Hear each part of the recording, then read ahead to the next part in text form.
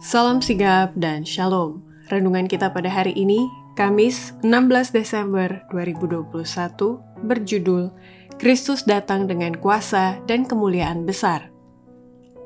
Ayat intinya terdapat di dalam Matius 25 ayat 31.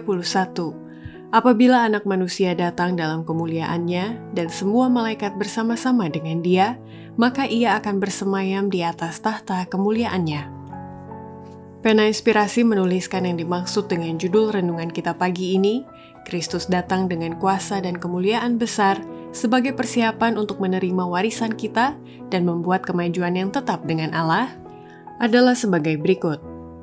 Pertama, gambaran peristiwa Kristus datang dengan kuasa dan kemuliaan besar itu dilukiskan dengan ia mengendarai awan bersama rombongan para malaikat kudus, dengan mahkota-mahkota gemerlapan dan berkilau-kilauan di atas kepala mereka. Segera awan putih besar muncul, di atas mana duduk anak manusia. Ketika awan itu pertama kali muncul di jauh, ini kelihatan sangat kecil. Malaikat itu berkata bahwa itu adalah tanda anak manusia. Ketika awan itu semakin dekat ke bumi, kita dapat melihat kemuliaan dan kebesaran Yesus yang luar biasa ketika ia mengendarai awan itu untuk meraih kemenangan. Serombongan besar malaikat-malaikat kudus dengan mahkota-mahkota gemerlapan dan berkilau-kilauan di atas kepala mereka menyertai dia dalam perjalanannya.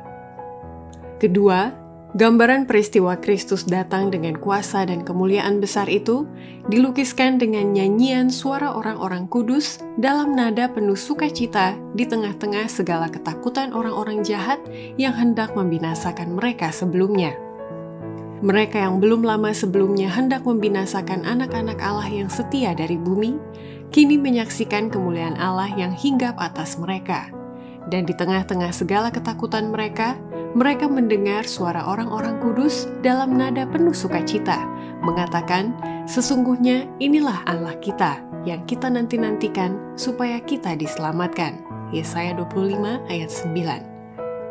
Ketiga, gambaran peristiwa Kristus datang dengan kuasa dan kemuliaan besar itu dilukiskan dengan suara nyanyian berirama surgawi dari malaikat-malaikat kudus yang tak terhitung banyaknya, sementara mengawal Yesus dalam perjalanannya.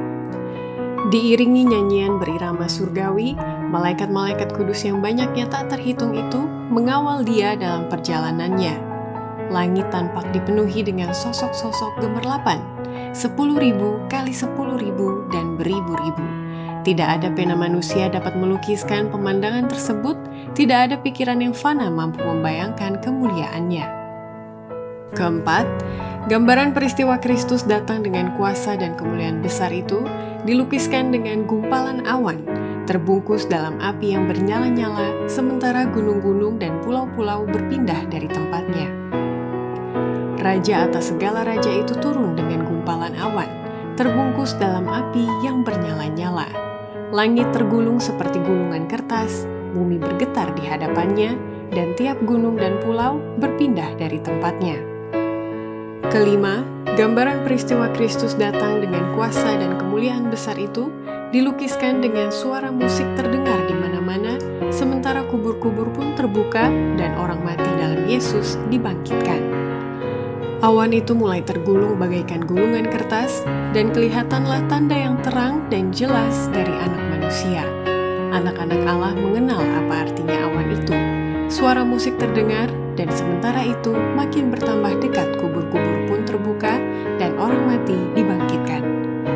Keenam, gambaran peristiwa Kristus datang dengan kuasa dan kemuliaan besar itu dilukiskan dengan suara orang-orang jahat menjerit ketakutan, memohon agar batu-batu gunung menimpa mereka dan agar bisa menudungi mereka dari wajah Yesus. Suara yang mereka sering dengar dalam permohonan dan bujukan akan kembali mendengung di telinga mereka. Setiap nada permintaan yang lemah lembut akan bergetar jelas dalam telinga mereka, seperti ketika juru selamat itu berbicara di Ka'bah maupun di pinggir jalan. Lalu mereka yang menikam dia akan berseru kepada batu-batu gunung supaya menimpa mereka dan menudungi mereka dari wajah dia yang duduk di atas tahta itu dan dari murka anak domba itu. Demikianlah renungan kita pada hari ini. Kiranya Tuhan memberkati kita semua.